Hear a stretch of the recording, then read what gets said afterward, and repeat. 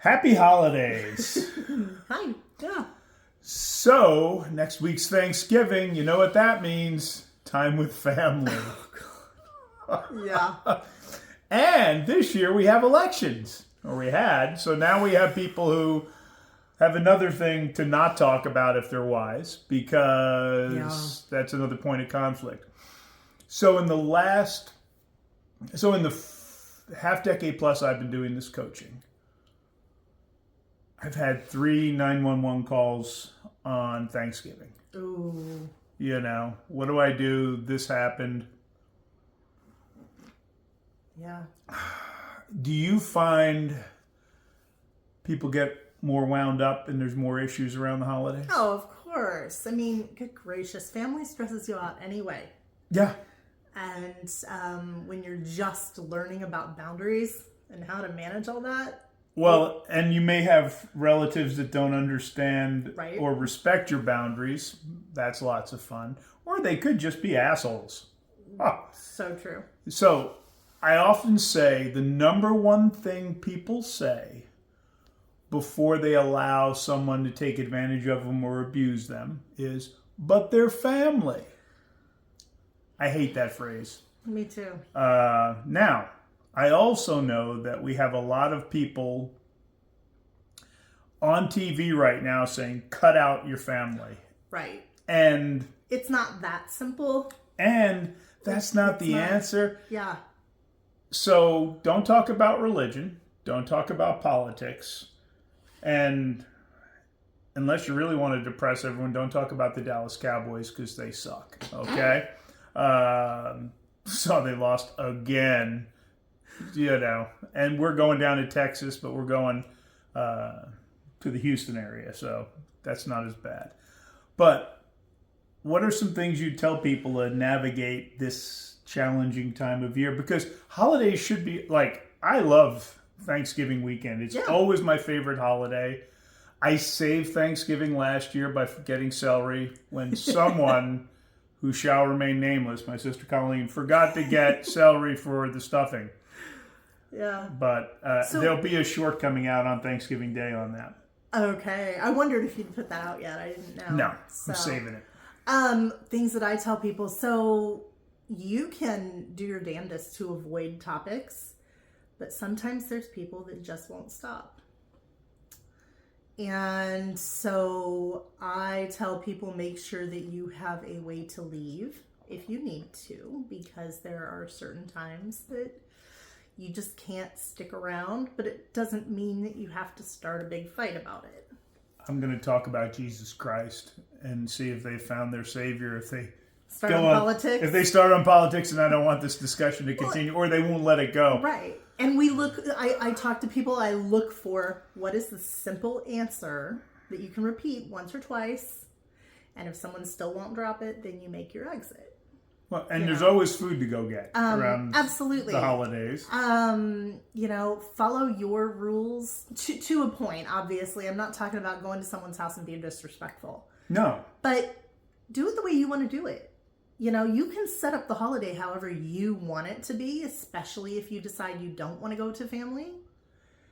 And if you're going to be with family, go with an open heart and enjoy time with family. So if your dad is in his 70s and you see him twice a year, if we're honest, you have 10 visits or less left with him.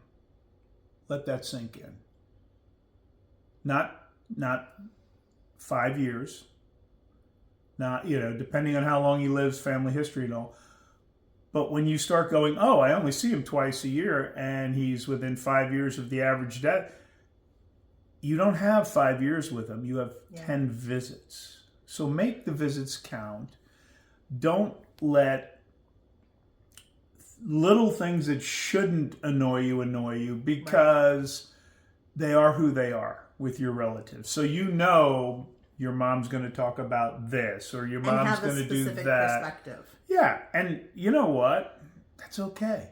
And the comedians talk about it, but everyone Bill Burr talks about, everyone's got their racist grandpa because they were born at the turn of the century. Yeah. Now, those are dying out, but understand they are who they are. Mm-hmm. You're not going to change them, so don't try. Right. And so just chuckle inside and just go, I can't believe they said that. Make a drinking game out of it if you need to. Well, that'll get some people really drunk, true. depending on what the game is. So make a game out of it. How about that? Yeah. So do not go in looking for conflict. Go in looking to enjoy time with your family. Yeah. Don't poke the bear. Right. Especially if you know you and other relatives are diametrically opposed. And don't assume. We got a lot of people assuming. That's true. There's a lot of that happening right now. Yeah. Like, everyone thinks they know how somebody else voted. Do you know how I voted? I actually have never asked you. Right. I haven't told him. And for the record, I haven't asked. Right. Why? It's your vote. Mm-hmm. Don't care. And have some compassion for those that think the world is ending. Because here's the reality. Every 4 years, there is a group who thinks the world is ending. It's not. But give them time to work through that.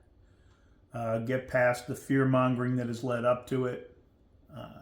When it comes to elections, I've been pretty consistent, I think, the last 5 presidential elections. The next day I went,